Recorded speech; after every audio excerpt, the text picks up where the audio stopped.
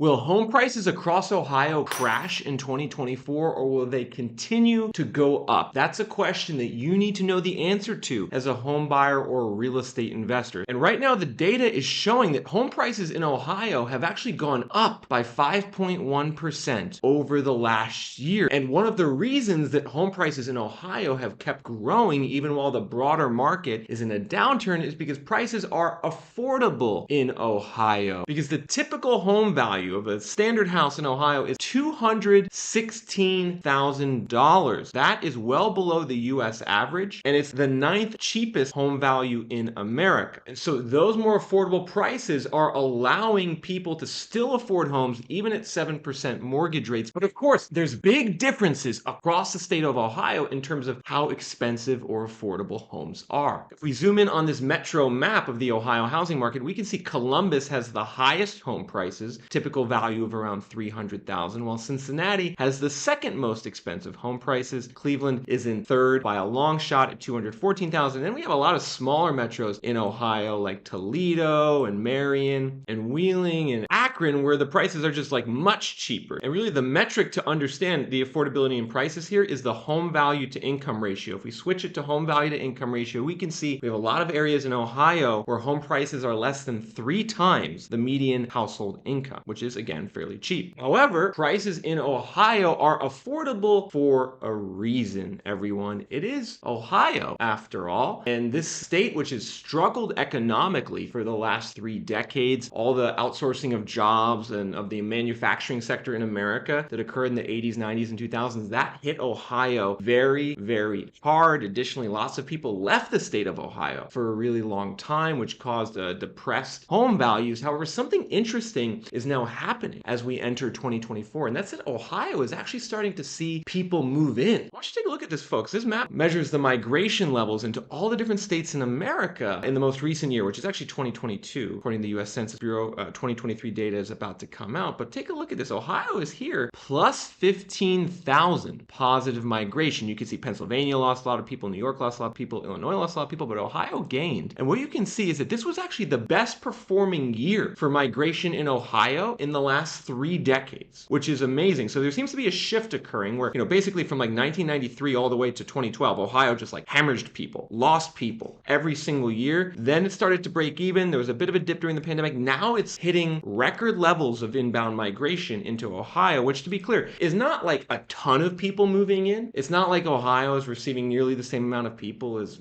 Texas or Florida, but it's actually positively growing now due to inbound migration, which is good for the state. It's going to probably be good for the housing market in the long run to have more people moving in. And where are these people moving to? Well, Columbus is the big one. Columbus had plus 10,000 positive migration. Basically 2/3 of Ohio's migration went to Columbus. The other 1/3 went to Cincinnati. So Columbus and Cincinnati are like the 2 metros that are leading the growth charge. Everywhere else is kind of flat or slightly negative. Interestingly, Akron also had some positive growth. But Columbus and Cincinnati are the 2 big metros that are adding people, which theoretically is something that could cause home prices to continue to go up over the long term if Ohio and these metros can continue to add people. However, there is a problem in Ohio's housing market right now, and it's the fact that even though prices are still relatively affordable and that there's people moving in, the prices are still a lot more expensive than they used to be. Home prices in Ohio went up by a lot during the pandemic, faster than the rate of growth in local incomes. And that is something which has tipped the Ohio housing market into what I call overvaluation. Home prices went up a lot faster than incomes, so the relationship of home prices to incomes is now detached from its long-term historical norms. And this is very important to understand as a home buyer or investor, the overvaluation levels in your market. So let me show you exactly what I'm talking about here with Ohio. So on this map, we're looking at the home value to income ratio across all the states in America. And what you could see here is that Ohio's home value to income ratio is 3.2. A typical home value of $216,000 divided by a median income of $68,000. That's pretty cheap. That's why Ohio is showing up in blue, whereas like if you go to the West Coast, California, the home value to income ratio is almost 8x. So like these are the expensive parts of America. The Midwest is cheaper. But really with Ohio, what is maybe a little concerning is that this home value to income ratio of 3.2 is now above the long-term average average of 2.7. So if you go back the last 20 years, on average, home prices in Ohio sold for 2.7 times median income. Now it's 3.2. So home prices in Ohio are about 20% overvalued right now compared to their long-term norms. And so, you can see a typical home value today of 216,000, but the fair home value based on incomes is 180,000. So this is something that suggests potentially home prices in Ohio could be going down over the next couple of years. Maybe it'll be a correction of sorts to get this overvaluation level back down to a more normal long-term rate. However, for that to happen, for prices in Ohio to go down and for the overvaluation to correct itself, we'll need to see more inventory of homes for sale hit the market. Because this is kind of the weird thing we got going on in Ohio and a lot of other states, is that the prices have gone up. They're more expensive than they used to be. However, in many cases, they're still going up because of a lack of inventory of homes for sale. There's just not a lot of listings on the market in a state like Ohio. As you can see right now, there's 16,000 homes for sale in Ohio. Everyone, 16,000 homes for sale. Now, what we want to do is look at how this compares to the history. And you can see before the pandemic, there was 30,000 homes for sale in Ohio, and the long run average at this point is 23,000. And so 16,000 homes for sale below the long-term norm of inventory, and it's ultimately this shortage of inventory, which is continuing to put upward pressure on home prices. And if we zoom in here on all the different metros, we can see there's some differences in different metro areas. And one way to identify these differences is to look at a metric called sale inventory deficit. Now, this is a data point that's on Reventure app, which is the application I'm using in this video to show you guys this data. You can actually access all of the data in this video for yourself on the state of Ohio, the different metros and different neighborhoods and zip codes. You can access that data by going to www.reventure.app. But wait, don't go there yet. Let's dig into it a little bit more so you understand how to use it as a home buyer investor to make a better decision. So sale inventory deficit, what this is showing is how high or low inventory is compared to long-term norms. So in Columbus, inventory is down 14% from the long-term average, which is actually the lowest deficit in Ohio. So inventory is coming back most in Columbus, but it's not quite there yet. We're still 14% below long-term norms. However, if you go to Cincinnati, you can see inventory is 28% below the long-term norms. If we go to Toledo, inventory is 35%. And so the way to think about this, folks, is that the more that the inventory is at a deficit compared to the long-term average, the more work that needs to be done to bring inventory on the market and push prices down. And just to give you guys a comparison here, like you can see inventory is down in Ohio, but if we were to go to like a state like Texas, you can see the inventory in Texas is way up compared to long-term norms. So if you're a buyer in Ohio, you want to see something like what's going on in Texas right now, where the inventory is above the long-term norms. However, we're not there yet. In Ohio, inventory is still low. And one of the reasons that inventory is low, there's not a lot of home and apartment development across the state of Ohio in general, with the building permit level lagging way behind a lot of other states. Because on Reventure app, we have a new data point called building permit percentage. And what this does, it takes the number of building permits and divides it by the population. Then you can see builders in Ohio over the last 12 months have pulled 27,000 permits for new homes and apartments. 27,000, that compares to like 93,000 in North Carolina, or 66,000 in Georgia, or 190,000 in Florida, or 44,000 in Tennessee. So you can see Ohio is just not building as many homes as some of these other states. And you can see this building permit percentage is basically way down from the peaks that occurred during the last bubble in the mid-2000s. Ohio was building like 55,000 new housing units a year. Now they're building 27,000. And so the building permits really never recovered from that last housing crash. The builders just never went back into Ohio in the same way. Now, if we zoom in, we could see that there are some differences. Like Columbus definitely has a large share of the permits, 12,000 permits in Columbus compared to only 3,000 in Cleveland. So there's a lot more building going on in Columbus. Maybe they're building certainly in specific areas across the Columbus metro. But in general, Ohio is a state that just doesn't build very much. And so to see more inventory on the market, we're going to need to start to see distress. Like, unfortunately, to see kind of more new listings and more homes for sale, they're going to need to come from existing owners in Ohio. There's not a lot of investors there. There's not a lot of second homes. So it's going to need to come from people who live in the homes, unfortunately. So, we'll need to see an increase in mortgage defaults, probably, an increase in foreclosures